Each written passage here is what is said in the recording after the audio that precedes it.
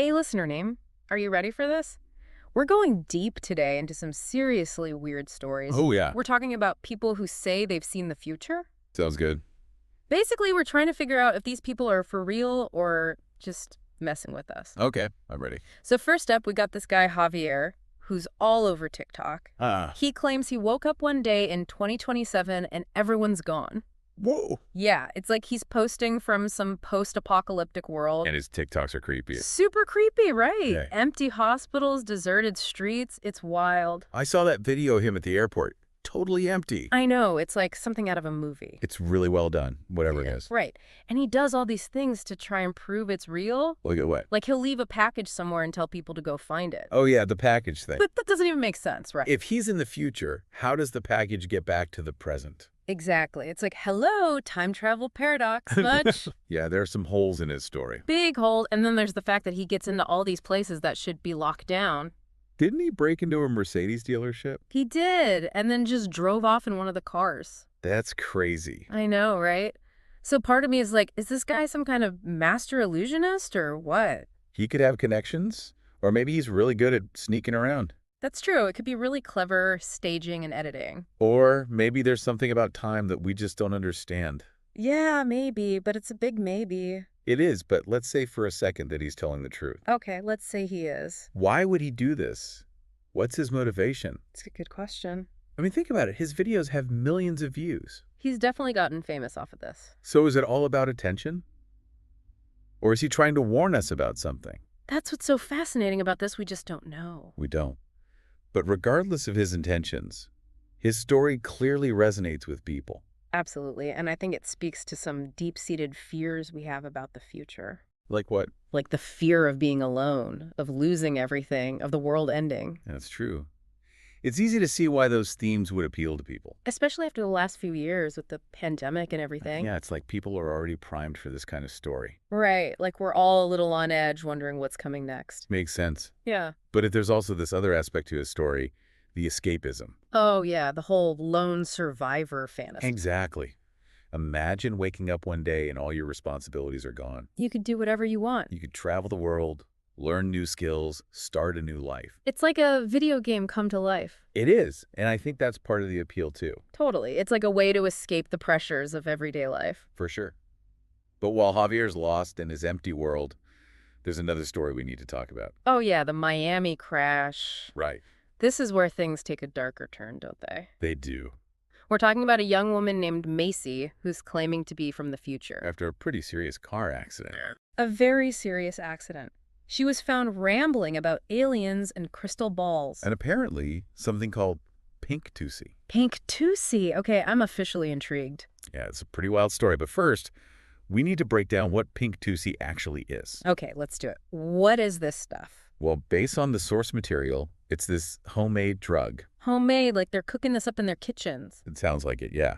They take whatever chemicals they can find, mix it all together, and dye it pink. So it's like a mystery cocktail of who knows what. Exactly. And that's what makes it so dangerous. Because you have no idea what you're actually taking. Right. It could be anything, and the effects are unpredictable. I bet. So you're thinking this Pink Tusi could be behind Macy's future visions. It's definitely about Like she's just hallucinating from this crazy drug cocktail. Could be.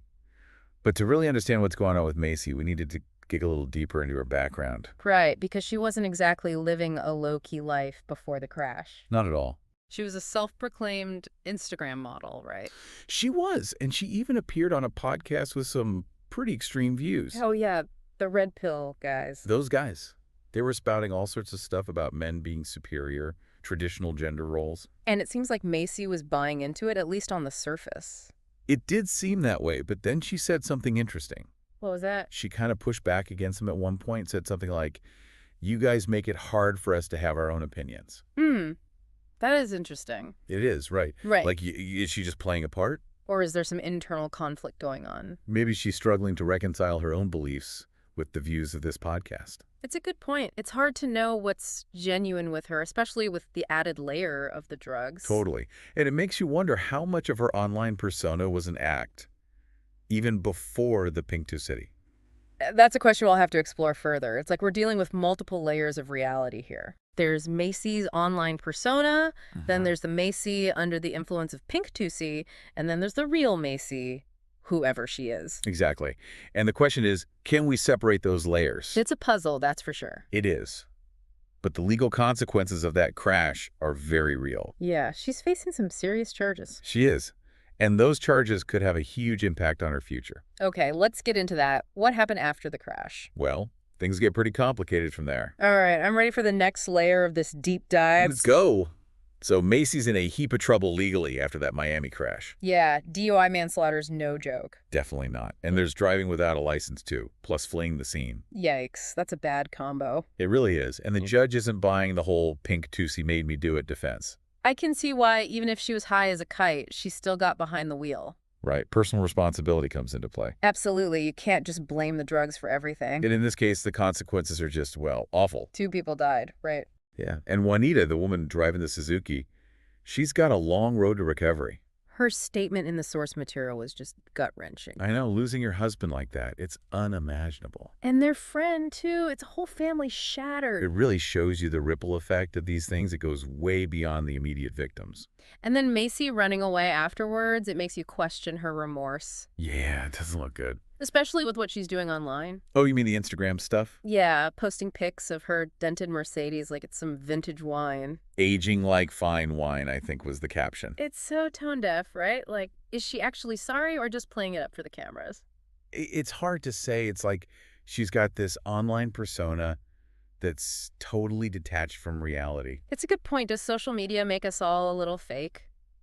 It's worth considering, are we curating our lives instead of living them?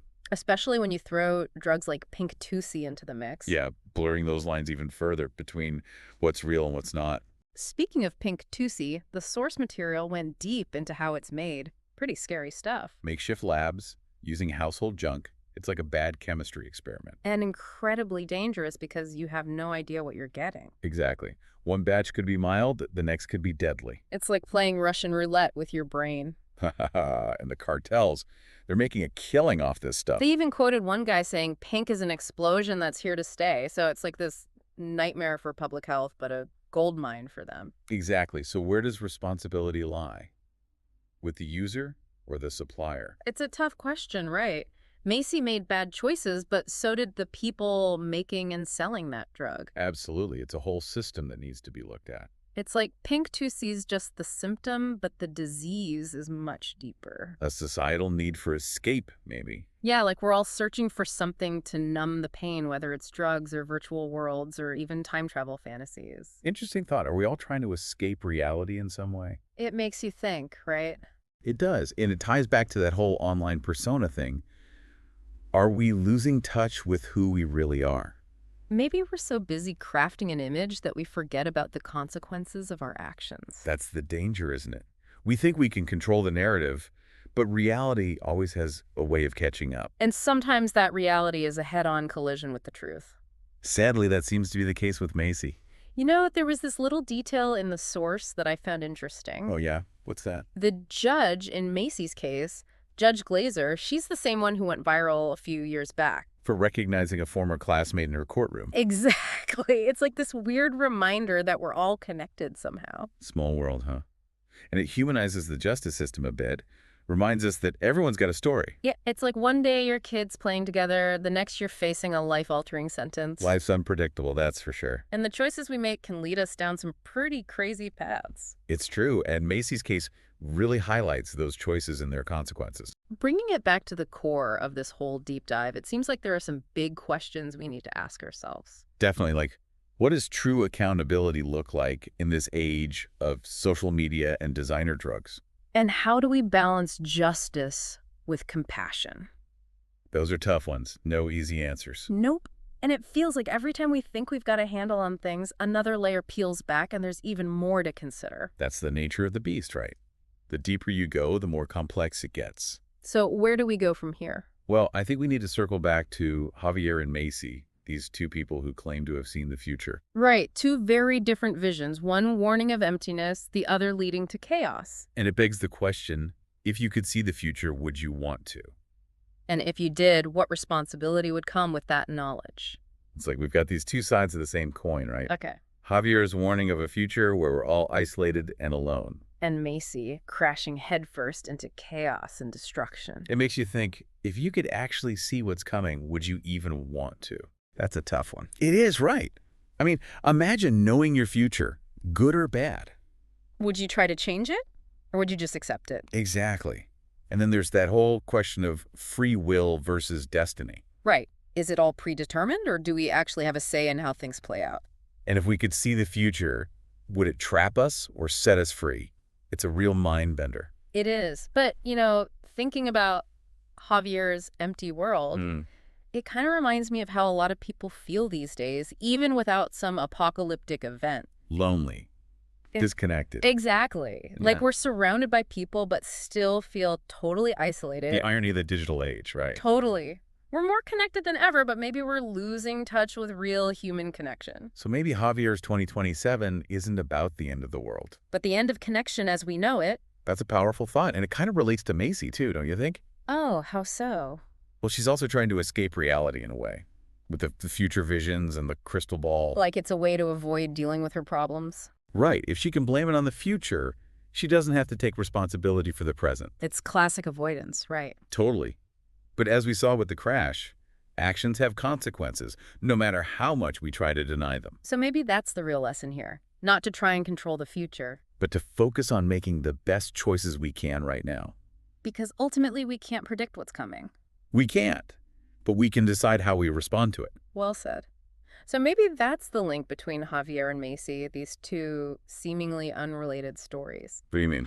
They're both searching for something, some kind of meaning or purpose in a world that feels chaotic and uncertain. Trying to make sense of it all. Exactly. Whether it's through time travel fantasies, designer drugs, or online personas, we're all looking for answers. And maybe the real answers aren't out there in the future. But right here in the present, messy as it may be. It's about embracing reality, with all its complexities and contradictions. And realizing that life is more interesting than any fabricated future. Couldn't have said it better myself. Well, listener name, that was quite a ride, wasn't it? We went from time travel to drug cartels to the very meaning of life. All starting with a couple of people who claim to know the future. It just goes to show, the bizarre can lead us to some pretty profound insights. That's the beauty of a deep dive. You never know where it'll take you. Thanks for joining us on this journey. Keep questioning, keep exploring, and keep an open mind.